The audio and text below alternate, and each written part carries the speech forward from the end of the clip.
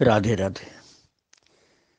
भगवान की भक्ति के मार्ग में अथवा ज्ञान वैराग्य के मार्ग में जो भी साधक होते हैं, सबको किसी संत से दीक्षा लेना आवश्यक होता है। कुछ विशेष प्रतिभावान व्यक्ति होते हैं जो बिना दीक्षा के ही साधना पथ में बहुत तेजी से आगे जाते हैं। यद्यपि उनको बिना दीक्षा के भी बहुत कुछ प्राप्त हो जाता है, लेकिन भगवान उन लोगों को भी कहते हैं कि दीक्षा लेकर के ही साधना करो, क्योंकि ये मेरा बनाया हुआ श्रुति सेतु है, अर्थात आदर्श है। इसकी अवहेलना नहीं करनी चाहिए। आज एक ऐसे ही संत का चरित्र मैं सुनाने जा रहा हूँ। जो साधक ये कहता है कि मेरे योग्य कोई गुरु नहीं मिल रहे हैं, वो उसका अज्ञान या अहंकार ही है, क्योंकि किसी भी काल में ऐसे संतों का अभाव नहीं हुआ पृथ्वी से कि जब अच्छे संत न रहे हों। सतयुग में, त्रेता में, द्वापर में, कलयुग में भी आप भी हैं, आगे भी होंगे। एक से एक महान संत हैं। अहंकार के कारण भले कोई दीक्षा न ले, किंतु दीक्षा देने लायक योग्य संत एक से एक भरे पड़े हैं। खोजना पड़ता है। मन में श्रद्धा हो, पात्रता हो तो मिल भी जाते हैं। हाँ, समर्पण और श्रद्धा बहुत जरूरी है। अहंकार होगा तो दीक्षा का फायदा नहीं मिल पाता है। तो मैं जिस संत की बात करने जा रहा हूँ, उनका नाम था नारायण दास। वो नैमिषारण्य के पास के रहने वाले थे और 60 वर्ष की उम्र तक दीक्षा नहीं ली थी, किंतु बचपन से ही साधक थे वो। बहुत जमीन जायदाद थी उनके पास, बहुत अन्न होता था और इतनी सेवा भावना थी कि वे साधुओं को, गरीबों को एकदम दिल खोल करके सेवा करते थे। और ये लोग, संत लोग, चाहे जितना दिन रहें, किसी को हटाते नहीं थे। चाहे जितनी संख्या में आ जाएं, सबकी सेवा होती थी। हनुमान जयंती पर बहुत धूमधाम से उत्सव होता था। नजदीक में एक नदी बहती थी। नदी को पार करने के लिए लोग नाव पर से आते थे। उन दिनों की बात है कि 1 पैसे में 2 आदमी पार होते थे नदी।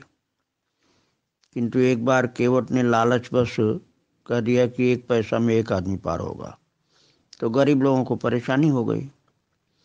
तो नारायण दास जी ने केवट से कहा कि हमेशा 1 पैसे लेते हो, वैसे ही अब भी लो। 1 पैसे में 2 मूर्ति पार करते थे, 2 साधुओं को पार करते थे, तो अब भी 1 पैसे में 2 साधुओं को पार करो, 1 पैसे में 1 साधु को नहीं।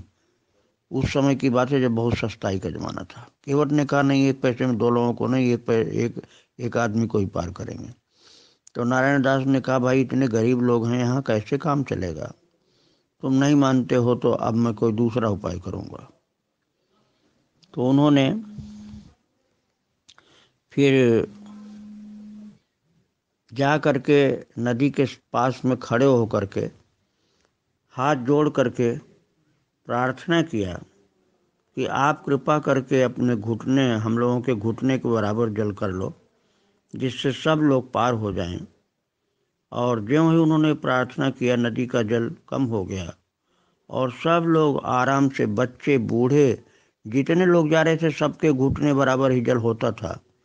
सभी स्त्री पुरुष आराम से पार हो गए और किसी के भी घुटने से ऊपर जल नहीं था।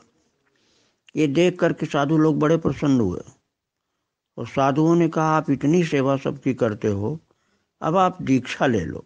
आपकी उम्र 60 साल हो गई है, आप निगुरे बने रहोगे तो ये ठीक नहीं होगा। तो नारायण दास जी ने कहा कि देखो भाई, सब चीज़ का समय होता है। जब समय पर गुरु मिल जाएंगे तो हम दीक्षा ले लेंगे। उन्होंने ये बात कही तो संत लोगों ने कहा, महाराज अब समय कब होगा, इतनी तो उम्र आपकी हो गई है। तब तक एक बहुत बुजुर्ग संत उनके पास आए और उन्होंने कहा कि देखो चारों तरफ हैजा की बीमारी फैली हुई है, कोई जवान मरे तो हमको बताना। तो संजोग की बात, एक 22 वर्ष का ठाकुर का लड़का मर गया था। तो नारायण दास जी ने बताया उनको। तो वो हैजा की बीमारी जो मरते थे उनको जलाया नहीं जाता था, उनके शरीर को जमीन में खोद कर गाड़ दिया जाता था। तो वो 22 साल का लड़का जो मरा हुआ था उसको जमीन में खोद कर गाड़ा गया था। और वो बूढ़े साधु नारायण दास के साथ उस जगह पर गए और मिट्टी हटाई गई, उसको शरीर को निकाला गया। तो उस वृद्ध साधु ने कहा, आपने मेरे ऊपर बड़ा उपकार किया है, मैं अब भजन कर लूँगा, अपना शरीर छोड़ करके इस युवक शरीर में मैं प्रवेश कर जाऊँगा। ऐसे सिद्ध साधु थे कि उन्होंने अपना शरीर जमीन पर लेट करके छोड़ दिया और वो उस नवयुवक शरीर में घुस गए, अपनी आत्मा को उसमें भेज दिया और वो जीवित हो गए, युवक शरीर से जीवित हो गए। और कह दिया, इस वृद्ध शरीर को अब इस जगह पर गाड़ दो और मैं अब युवक हो गया हूँ, अब मैं खूब भजन करूँगा। महाराज जब उन्होंने प्रणाम किया नारायण दास ने, तो बोले कि आपने तो मेरे ऊपर कृपा की, हम तो आपके ऋणी हैं। और वो चले गए। इसके बाद नारायण दास ने भगवान से प्रार्थना किया कि महाराज, जो दीक्षा लेने पर गले में कंठी बांधी जाती है वो कृपा करके आप दे दीजिए, तो मैं अपनी दीक्षा मान लूँगा। एक दिन की बात है, नारायण दास अपने खेत को देखने जा रहे थे। तो जो साधु लोग गले में एक मन का मोटा सा पहनते हैं, उसको वो संत लोग बोलते हैं हीरा। वो तुलसी का वो मन का मोटा जो होता है उसको हीरा बोला जाता है साधुओं की बोली में। तो वो तुलसी वाला हीरा एक उनके सम्मुख अपने आप मिल गया। तो उनका भाव यही था कि मुझे ठाकुर जी ने ही दिया है। और उसे उठा करके वो जय रघुनाथ बोल करके, जय श्री राम बोल करके गले में पहन लिया। और फिर जो भी संत उनको देखते कहते थे, आप तो गुरुमुख हो गए, आपने दीक्षा ले लिया, क्योंकि आपके गले में तो हीरा है। तो उन्होंने कहा, हाँ हम हो गए गुरुमुख, दीक्षा हो गई।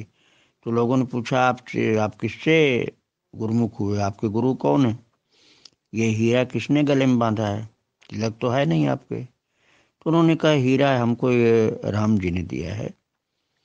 संतों ने कहा, देखो सबको तो गुरु देते हैं ये हीरा, और आपको राम जी ने दिया है, ये विश्वास नहीं होता है। इसका निर्णय तो अयोध्या में होगा। हम सब लोग संत लोग भी चलेंगे, आप भी चलिए अयोध्या, तब निर्णय होगा कि ये दीक्षा मान्य है कि नहीं। बहुत से संत उनके साथ गए। उनको तो प्रसन्नता हुई कि अयोध्या जी का दर्शन हो जाएगा इसी बहाने। और अयोध्या जी में मुख्य मुख्य स्थानों पर उन्होंने दर्शन भी किया, मंदिरों में। इसके बाद संतों ने और आश्रमों में जा जा के बताया कि देखो ये नारायण दास अपने को राम जी के द्वारा दीक्षित बता रहे हैं, कह रहे हैं गले में कंठी राम जी ने दिया है, हीरा दिया है। तो चलिए अयोध्या जी में हम लोग सरयू जी के किनारे परीक्षा करेंगे। तो जो महान पुरुष लोग थे वो लोग तो गए नहीं, जैसे राम प्रसाद दास जी, पलटू दास जी, ये लोग नहीं गए। उन्होंने कहा, देखो हम किसी का अपमान नहीं करना चाहते, हम नहीं जाएंगे। लेकिन जो थोड़ा अड़ियल स्वभाव के थे वो लोग गए। लगभग 400 साधु गए सरयू जी किनारे। और उन्होंने कहा नारायण दास से कि आप अपना हीरा गले का ये धार में फेंकिए, और जिधर धार बहती जा रही उधर आप मत खड़े होना, उल्टा आपकी तरफ यदि हीरा आ जाए आपके नज़दीक में तो हम मान लेंगे कि भगवान ने दिया है, और इस धार में बह गया आपकी ओर नहीं घूमा तो हम मानेंगे कि आपकी बात गलत है। तो जैसा संतों ने बताया वैसे ही उन्होंने गले से वो हीरा अर्थात तुलसी का मन का धार में डाला, और थोड़ा सा ही बहा था।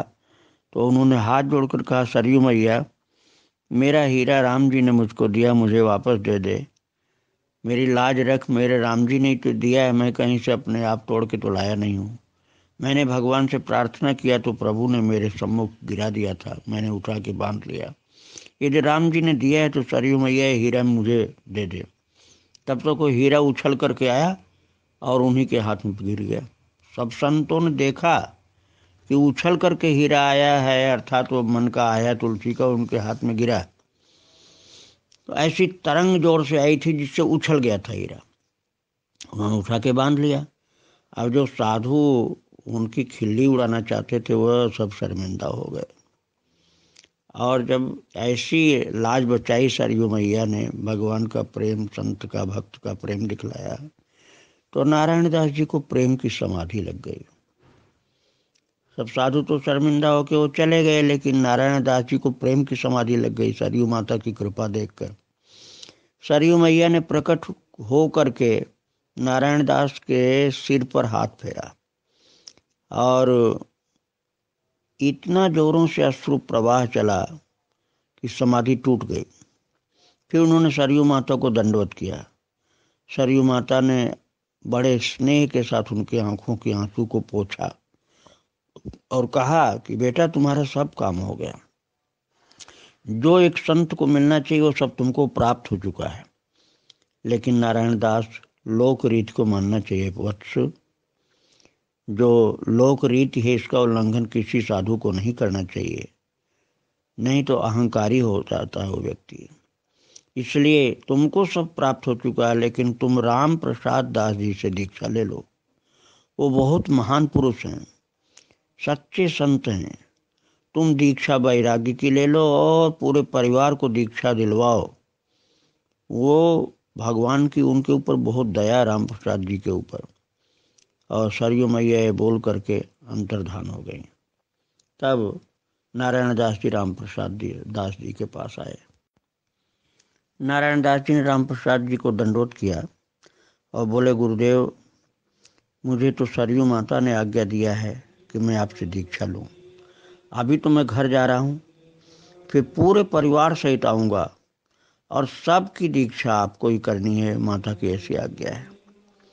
वो घर गए सीतापुर और वहाँ से 12 आदमी और कई बैलगाड़ी और बड़े बड़े बैल और तमाम राशन, क्योंकि उनके पास 500 बीघा खेती थी और बहुत गाय थी, भैंस भी थी और बहुत ज़्यादा व्यवस्था थी, बहुत अच्छी से अच्छी व्यवस्था थी वहाँ बैलों के लिए। और बड़े बड़े बैल वो सब तेजी के साथ बैलगाड़ी लेकर के चले और बड़ा सामान वो सबको लेकर के आए। अयोध्या जी में बड़ा बड़ा विशाल भंडारा शुरू किया। अच्छे से अच्छे सामान बनते थे, खाद्य पदार्थ। बाबा राम प्रसाद दास जी के चरणों में उन्होंने सब कुछ अर्पण किया। बड़ा ही सुंदर भंडारा हुआ और 2-2 चांदी के रुपए सब संतों को दिए गए। इतने महान पुरुष थे कि जिन संतों ने उनकी खिल्ली उड़ानी चाहिए थी उन सब को बुला लिया। अयोध्या जी के सब संतों का झारा भंडारा हुआ। सबको 2-2 चांदी के 1-1 रुपए के सिक्के 2-2 दिए गए और कपड़े ऊपर से नीचे तक सबको पहनाए गए। इतना प्रसाद अच्छा बना कि सब लोग बहुत बड़ाई किए। और ऐसी भगवान ने लीला की कि आकाश में बादल आ गए, धूप समाप्त हो गई, प्रसाद खूब सबको खिलाया गया और जय जयकार संतों ने की। सबको समझ में आ गया था कि नारायण दास जी महान पुरुष हैं। सब लोगों को खूब दक्षिणा, खूब भोजन देने के बाद फिर पहले तो चरणों को धोया था, सब संतों का चरण पहले धोया गया था। नारायण दास जी ने सब संतों का चरण धोया था। अब जब समाप्त हो गया, भंडारा पूर्ण हो गया, तो फिर सब संतों का चरण धोया। और सामान समाप्त नहीं हुआ तो फिर अगले दिन के लिए बांध बांध करके संतों को सामान दिया गया, भोजन का प्रसाद। और महाराज जी को नारायण दास जी ने 1000 चांदी के रुपए अलग से भेंट दिए। और इतना प्रेम उड़ा गुरुदक्षिणा देने के बाद कि प्रेम की समाधि लग गई। 2 घंटे बाद समाधि उतरी हो। उन्होंने कहा, गुरुदेव चारों भाई राम लक्ष्मण भरत शत्रुघ्न, चारों महारानी, उनके पीछे शंकर जी, एक तरफ हनुमान जी गदा लिए खड़े हैं मैं सबका दर्शन कर रहा हूँ, आपके सम्मुख ही सब विराजमान है, आपकी परम कृपा मेरे ऊपर हो रही है। और इतना आंसू गिर रही थी कि उनकी आंखों के आंसुओं को बाबा राम प्रसाद दास ने पोंछा कपड़े से और कहा, बेटा तुम धन्य हो, तुमने जो आज तक संतों की सेवा की उसका फल तुमको आज मिल गया। बहुत उस प्रसाद की चर्चा हुई, संतों का चरणोदक घड़ों में भर भर करके बैलगाड़ी पर लाद लाद करके वो सीतापुर ले गए। बहुत संत लोगों का चरणामृत था, वो उनके खानदान में सैकड़ों वर्ष तक वो चरणामृत घड़ों में रखा रहा, गंगा जल डाल करके बढ़ा देते थे, उसकी कभी कमी नहीं आई। संत चरणामृत उनके घर में भर भर करके रखा रहता था। बड़ी अद्भुत भक्ति थी महाराज, उनकी भक्ति का बखान करना भी मुश्किल है। नारायण दास जी की आंखों में दिव्य ज्योति आ गई थी, नैनों के पटल खुल गए थे, हर जगह उनको डिवाइन आईसाइट समझो प्राप्त हो गई थी। जहाँ भी जाते थे उनको सब दिखलाई पड़ता था, देवी देवता, भगवान भगवती, कहाँ क्या अंतरिक्ष में लीला हो रही है, सब उनको दिखलाई पड़ता था। मुझे तो विश्वास है अभी भी उनके खानदान में संतों का चरणामृत रखा होगा निश्चित ही। मनुष्य का शरीर किसी भी जात में पैदा हो भगवान की भक्ति के लिए ही होता है। आप बहुत ऊंची जात में पैदा हो और भगवान की भक्ति न करो तो ऊंची जात बिल्कुल मिट्टी के बराबर, कोई काम में नहीं आई आपके। सीधी बात, सच्ची बात यही है। छोटी जाति में भी पैदा हो और भगवान की भक्ति आपसे बन जाए तो आपका मनुष्य जन्म सार्थक हो गया। महाराज ये कुर्मी जाति में इनका जन्म हुआ था, नारायण दास जी का, और इतना संतों के प्रति श्रद्धा इतनी भारी थी कि इनका खानदान ही नहीं, पूरा गांव और अगल बगल के गांव, उनके रिश्तेदारों के गांव, मतलब सीतापुर जिले में नैमिषारण्य के आसपास के जितने कुर्मी लोग थे सब ये बाबा राम प्रसाद दास जी महाराज का जो आश्रम बड़ी जगह कहा जाता है, जिसका एक नाम दशरथ महल है, मैं पहले बता चुका हूँ आपको, हनुमानगढ़ी और कनक भवन के बीच में है ये।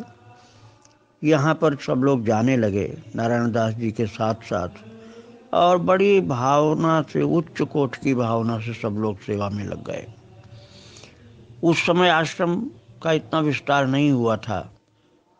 ये महाराज जी नारायण दास जी के जाने से सब जनता जो उनके साथ जाती थी अपार सहयोग किया, बड़ा विस्तार हुआ, सेवा में विस्तार हुआ, निर्माण में विस्तार हुआ। आज भी उधर के लोग बड़ी जगह में आकर के बहुत भावना से सेवा करते हैं। नारायण दास जी महाराज की चर्चा अब भी होती है, जबकि ये बात काफ़ी पुरानी हो गई, तब भी बड़ी जगह में उन लोगों का प्रभाव, उन लोगों की भक्ति, उनका श्रद्धा दिखलाई पड़ती है। ऐसे महान पुरुष थे नारायण दास जी की, जो बिना दीक्षा के ही सिद्ध थे, किंतु भगवान की आज्ञा से, सरयू माता की आज्ञा से दीक्षा लेकर के और ऊंचे महान संत हो गए और उनका मनुष्य जन्म सार्थक हो गया। और निश्चित ही ऐसे महापुरुष शरीर छोड़ने के बाद भगवत धाम को ही प्राप्त होते हैं। जय श्री राधे राधे।